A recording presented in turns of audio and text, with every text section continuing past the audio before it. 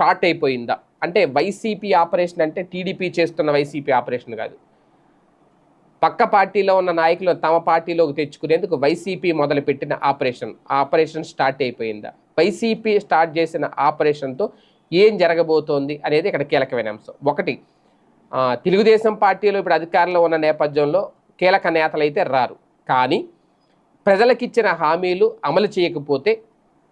ఆ హామీలు అమలు చేయకపోయినప్పుడు రేపు పొద్దున్న ప్రజల్లోకి వెళ్తే ప్రజలు అవే ప్రశ్నిస్తారు,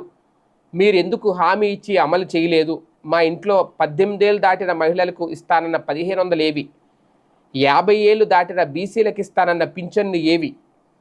ఇంట్లో ఎంతమంది ఉంటే అంతమందికి ఇస్తానన్న తల్లికి వందనం ఆ 15,000 ఏవి, అప్పట్లో జగన్మోహన్ రెడ్డి గారు ఓబీసీలకు ఇచ్చిన 18,500 ఏవి, ఇలాంటి పథకాలు వాళ్ళు ప్రశ్నించినప్పుడు ఖచ్చితంగా, అంటే పేర్లు మారినాయి అనుకోండి పథకాలు,